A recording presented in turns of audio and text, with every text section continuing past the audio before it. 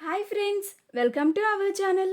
Brahmamudi serial next ఎపిసోడ్లో ఏం జరగబోతోందో ఈ వీడియోలో చూసి తెలుసుకుందాం. అప్పుని కిడ్నాప్ చేసిన అనామిక అసలేం జరిగింది అని తెలుసుకోవడానికి ఈ వీడియోని స్కిప్ చేయకుండా ఎండ్ వరకు చూసేయండి. అప్పుని అనామిక కిడ్నాప్ చేసి అప్పుతో ఇలా మాట్లాడుతూ ఉంటుంది. నా ఫస్ట్ టార్గెట్ నువ్వే, అందుకే నేను నిన్ను నీ పెళ్ళి జరుగుతూ ఉండగా నిన్ను ఇంత సులువుగా కిడ్నాప్ చేయించి తీసుకువచ్చాను అని అంటుంది. అప్పుడు అప్పు నన్ను కిడ్నాప్ చేయడం వల్ల నీకు వచ్చే లాభం ఏంటి అని అంటుంది. అప్పుడు అనామిక ఇప్పుడు నేను నిన్ను కిడ్నాప్ చేయడం వల్ల నువ్వు వేరే ఎవరితోనూ లేచిపోయావని పుకారు పుట్టుకొస్తుంది. నేను నీ క్యారెక్టర్ మీద దెబ్బ కొట్టాను, అది చాలదా నాకు అని అంటుంది. పైగా రుద్రాణి లాంటి వాళ్ళు ఇంకా నీ పైన పుకార్లు లేపుతూ ఉంటారు. అప్పుడు నీ కుటుంబం ఆ మాటలకి ఒక్కొక్క మాటకి భరించలేక నరకం అనుభవిస్తారు. వాళ్ళు బాధపడుతూ ఉంటే నీకు ఎలా ఉంటుంది? నీకు నరకం లాగానే ఉంటుంది. పైగా నేను అన్ని నిందలు నీ పైన వేసినా కానీ ఒక్కగానొక్క పెళ్లి కొడుకు నిన్ను చేసుకుందామని ముందుకు వచ్చాడు. ఇప్పుడు మళ్ళీ నేను నిన్ను కిడ్నాప్ చేశాను కాబట్టి నువ్వు వేరే ఎవరితోనో లేచిపోయావని, అవన్నీ నిజాలు కావ్య అని నమ్మిన ఆ ఒక్క పెళ్లి కొడుకు కూడా నిజమని నమ్మి మళ్ళీ తిరిగి రాడు. ఈసారి వేరే ఎవరూ కూడా నిన్ను చేసుకోవడానికి ముందుకు రారు. అది చాలదా నేను నిన్ను నీ లైఫ్ స్పాయిల్ చేయడానికి?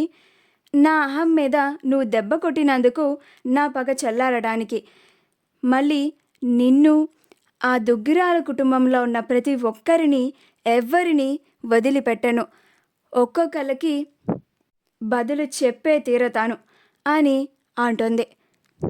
అప్పు అనామిక చేసిన పనికి తన పెళ్ళి ఆగిపోయిందని, తన కుటుంబం అక్కడ ఎన్ని నిందలు పడుతుందో అని, మళ్ళీ తన వల్ల తన కుటుంబం పరువు పోయిందని, అసలు కుటుంబం పరువు నిలబెట్టడానికి ఇష్టం లేని పెళ్ళి కూడా అమ్మా నాన్నల కోసం వాళ్ళ సంతోషం కోసం పెళ్ళి చేసుకోవడానికి సిద్ధపడినా ఇలా జరిగింది అని చాలా బాధపడుతూ ఉంటుంది.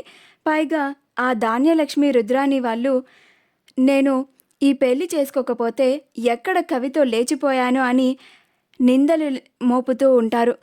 అక్కడ మా అమ్మా నాన్నలు ఎంతలా బాధపడుతున్నారో ఏమో అని చాలా బాధపడుతూ ఉంటుంది. అది చూసి అనామిక చాలా ఆనందపడుతూ ఉంటుంది. అప్పుడు అనామిక నాకు ఇప్పుడు చాలా ఆనందంగా ఉంది, ఇది కదా నేను కోరుకుంది, బాధపడు, ఇంకా బాధపడు. ఆ రోజు నువ్వు సాక్ష్యం చెప్పి నన్ను ఎంతలాగా బాధ పెట్టి జైలుకు పంపావో, నేను జైల్లో రోజు పడిన బాధ నువ్వు అంతకంతకి ఇప్పుడు బాధపడేలాగా చేస్తాను, ఈ అనామిక ఏంటో చూపిస్తాను అని అంటుంది. అప్పుడు అప్పు ప్లీజ్ అనామిక నన్ను వదిలే, అక్కడ మా అమ్మా నాన్నలు చాలా బాధపడుతూ ఉంటారు, నేను ఎక్కడికి వెళ్ళిపోయాను అని చాలా కంగారు పడిపోతూ ఉంటారు అని అంటుంది. అప్పుడు అనామిక ఎక్కడికి వెళ్ళిపోయావో ఏంటి, వేరే వాళ్ళ ఎవరితోనో లేచిపోయావేమో అని కంగారు పడతారేమో అని చెప్పు అని అంటుంది.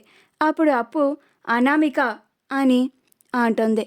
అప్పుడు అనామిక మరి కళ్ళ ముందు కూతురు కనపడకపోతే వేరే ఎవరితోనో లేచిపోయినట్టే అనుకుంటారు కదా, జనం అదే అనుకుంటారు మరి అని అంటుంది. అప్పుడు అప్పు అనామిక అన్న మాటలకి చాలా బాధపడుతూ ఉంటుంది. రాజ్ కావ్యలిద్దరూ గుడి మొత్తం వెతుకుతూ ఉంటారు. ఎంతసేపు వెతికినా ఎక్కడ వెతికినా కానీ అప్పు కనిపించదు. మళ్ళీ మండపం దగ్గరికి వెళ్ళి అమ్మ అప్పు ఎక్కడా కనిపించలేదు, గుడి మొత్తం వెతికాను అని కావ్య అంటుంది. ఈలోగా రాజ్ కూడా అవునాంటీ అప్పు ఎక్కడా కనిపించలేదు అని అంటాడు. అప్పుడు ధాన్యలక్ష్మి ఎందుకు కనిపిస్తుంది, అప్పు కళ్యాణ్లు ఇద్దరూ లేచిపోయారు కదా, లేచిపోయిన వాళ్ళు ఎందుకు కనిపిస్తారు అని అంటుంది. అప్పుడు కనకం కింద పడిపోయి మరీ ఏడుస్తూ ఉంటుంది. అప్పుడు స్వప్న కావ్యలిద్దరూ కనకంని పట్టుకొని వాళ్ళు కూడా బాధపడుతూ ఉంటారు. అప్పుడు రుద్రాని దొరికిందే సందు కదా అని ధాన్యలక్ష్మిని ఇంకా రెచ్చగొడుతూ ఉంటుంది. ధాన్యలక్ష్మి, ఈ పాటికి నీ కొడుక్కి ఆ అప్పుకి పెళ్ళి కూడా జరిగిపోయి ఉంటుంది. ఇప్పటికే అప్పు కనిపించక చాలాసేపు అయింది అని అంటుంది. ఆ మాటకి ధాన్యలక్ష్మి చాలా కోపం తెచ్చుకుంటూ ఉంటుంది.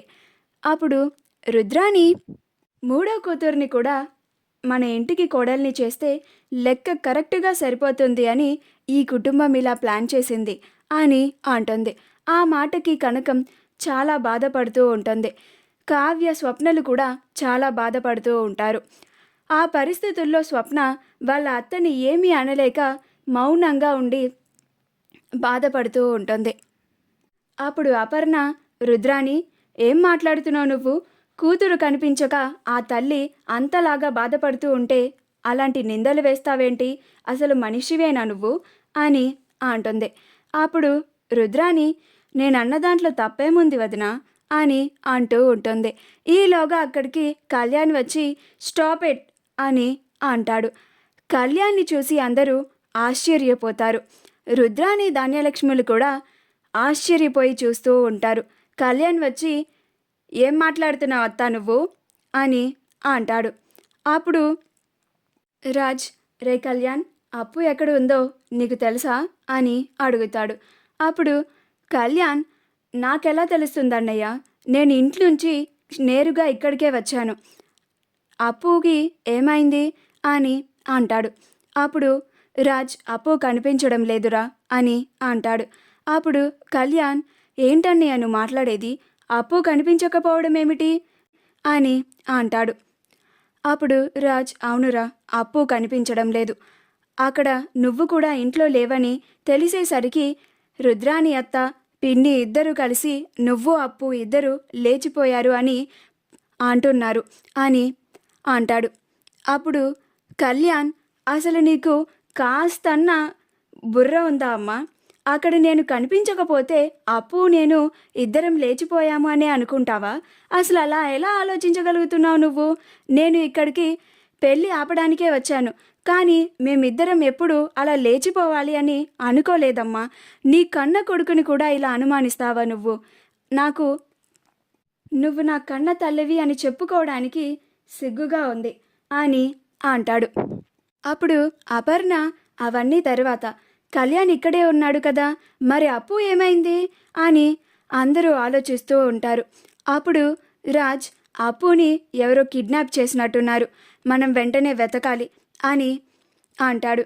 అప్పుడు మూర్తి, కనకంలు ఇద్దరూ తల బాదుకుంటూ ఏడుస్తూ ఉంటారు. నా కూతుర్ని ఎవరు కిడ్నాప్ చేశారు? అసలే దానికి ఏమీ తెలియదు, అదేం పాపం చేసింది అని బాధపడుతూ ఉంటారు.